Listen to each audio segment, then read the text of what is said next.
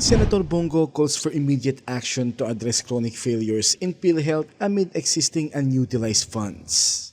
During the Senate's regular plenary session on Thursday, November 7, focusing on the 2025 budget deliberations for the Department of Finance or DOF, Senator Christopher Bong GO emphasized the urgent need for systematic reforms in PhilHealth. In his interpellation, Senator Go reiterated long-standing financial management issues and controversial policies that have plagued the agency, highlighting the critical need for timely and decisive intervention following months of Senate health hearings. He highlighted specific issues, particularly the single period of confinement policy and the 24-hour confinement rule, which he argued unfairly restrict coverage and create unnecessary barriers for patients who need repeated or short-term medical care.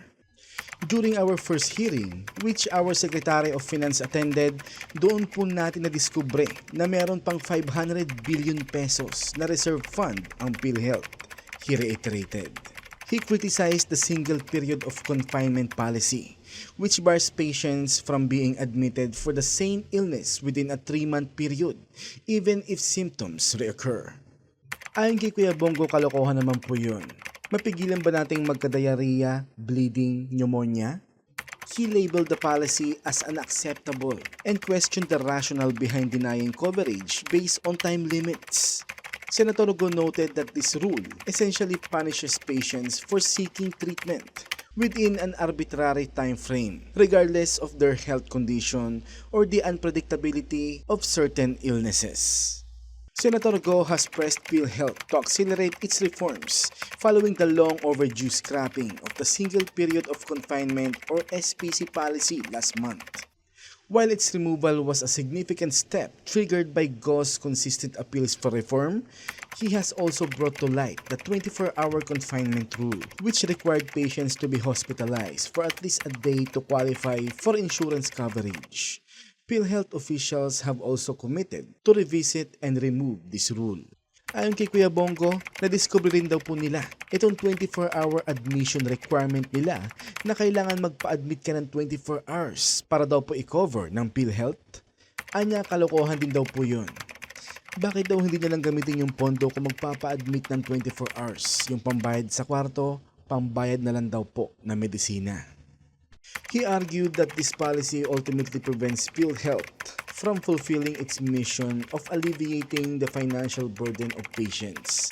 Following consistent pressure and a series of hearings in the Senate Health Committee, PhilHealth has made several commitments to improve its services and policies. After consistent and continuous appeals and numerous Senate Health Committee hearings, PhilHealth has officially committed to assure implementation of its promises. The controversial single period of confinement policy has already been eliminated, while the 24-hour confinement rule is set to be scrapped by the end of the year. Senator Go highlighted these reforms as significant steps toward more accessible and patient-centered healthcare for Filipinos. PhilHealth also committed to expanding benefit packages, reducing premium contributions, increasing case rates, and enhancing coverage to include dental, visual, emergency, and preventive care.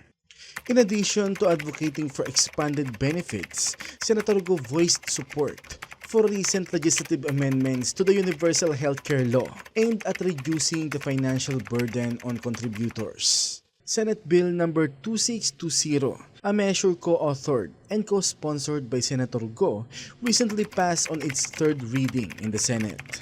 The bill aims to amend the Universal Healthcare Law to lower premium contributions for direct PhilHealth members, further advancing the goal of affordable healthcare. Ayon kay Senator Kuya Bong GO, sana raw po ay ma-reduce na ang premium contribution starting next year kapag naipasa na raw po ito. This adjustment, Senator Go explained, is intended to alleviate the financial strain of Filipinos while ensuring the PhilHealth continues to serve as a robust health insurance provider. By reducing premium contributions, he hopes to strike a balance between sustainable funding and affordability for the public. In closing, Senator Go issued a strong appeal to PhilHealth to utilize its substantial reserves responsibly.